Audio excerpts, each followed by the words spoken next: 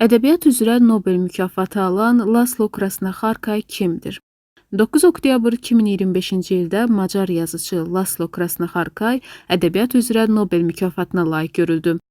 Qeyd edək ki, İsveç Akademiyası yazıçını apokaliptik dəhşətin ortasında sənətin gücünü bir daha təsdiqləyən inandırıcı və uzaqgörən yaradıcılığına görə mükafatlandırıb. Bəs Laszlo Krasnaxarkay kimdir? 1954-cü ildə Macarıstanın Gyula şəhərində doğulan Krasnaxarkay ilk dəfə 1985-ci ildə nəşr olunan Şeytan Tangosu romanı ilə ədəbi camianın diqqətini üzərinə toplayıb.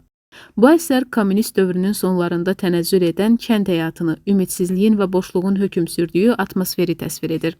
Krasnaxarkay çağdaş Avropa ədəbiyyatının ən qeyri-adi və çətin müəlliflərindən biri kimi tanınır.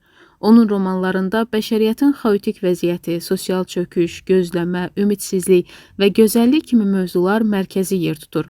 O, 2008-ci ildə nəşr edilən Seyubada Orada, Aşağıda adlı romanında sənət, zaman və ilahi gözəllik anlayışlarını poetik şəkildə araşdırıb.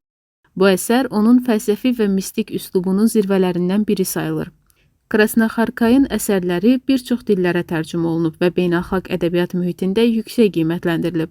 Onun əsərləri ingilis dilinə George Sizirtes və Otilia Muzet kimi tanınmış tərcüməçilər tərəfindən çevrilib. Bu tərcümələr ona 2015-ci ildə Booker mükafatını qazandırıb. Yazıcının romanları rejissor Bela Tar tərəfindən səhnələşdirilib. Xüsusilə Şeytan Tangosu və Werkmeister harmoniyaları filmləri dünya kinematografiyasında kult statusu qazanıb. 2024-cü ildə isə Müqavimətin Melanxoliyası əsəri əsasında hazırlanan opera Berlində səhnələşdirilib. Laszlo Krasnaxarkayın Nobel mükafatı qazanması yalnız onun şəxsi uğuru deyil.